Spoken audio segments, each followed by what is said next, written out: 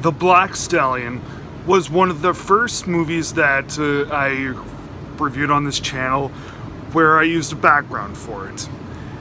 Thing is, although I do know how to use green screen pretty well, I had no clue what I should have done with it when I reviewed the Black Stallion.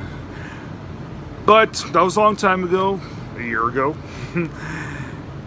This is going to be the better review, better look, and it's just going to be better. So, anyone that's not familiar with The Black Stallion, it is a classic children's novel, and it was adapted into a film in 1979, later had a wider release in 1980, and it was produced by Francis Ford Coppola. Francis Ford Coppola, can't go wrong with him. Well, at the time, you couldn't go wrong with him. I mean, it was around the time that he was doing Apocalypse Now. So, yeah, when he produced The Black Stallion, and considering how great the book is, all seemed to go by pretty well. So, The Black Stallion is basically two movies in one. The first is about this boy named Alec who is traveling with his father. They're on this ship, and eventually something happens, gets shipwrecked on this island, and there's this big black stallion that also winds up on this remote island with him. So when Alec and the stallion are on that island, it's wonderful. It's visual wonderment. And even beforehand, when they're on the ship, we don't really get a whole lot of dialogue on it. His father's played by Hoyt Axton, the old singer, and he does most of the talking while they're on the ship.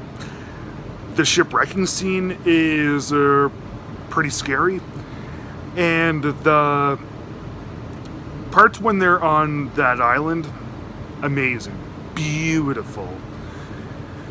Eventually, Alec ends up getting saved, and of course, he takes his stallion with him. And he ends up meeting Mickey Rooney.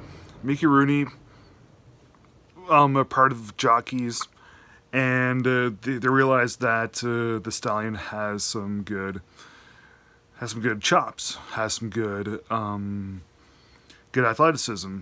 It's a fast stallion.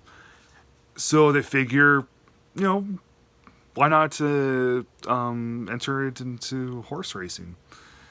So Mickey Rooney trains Alec to be a jockey, trains the stallion, and there we go. That's what the second part of the movie is about. After the shipwreck, and Alec gets saved, and he's back in regular America.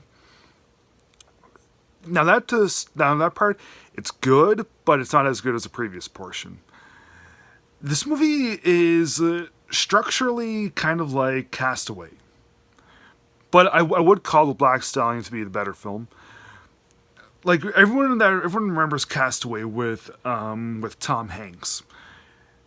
Just a regular guy, crashes, winds up on an island for a few years, gets saved. Nobody remembers before he gets on the island, or nobody remembers after he gets off the island. Similar situation with the Black Stallion, but after Alec gets saved, it's still a pretty good film. Yes, it does lose a lot of its steam.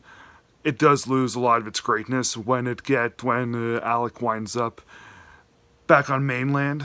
But I don't know, the rest of the movie is still quite good. A couple weeks ago, I reviewed Seabiscuit, and I mentioned that the movie that Seabiscuit was quite a good film. Well, I don't know, I thought The Black Stallion was better. This is probably the best horse film ever made. I say probably because I haven't seen all of them.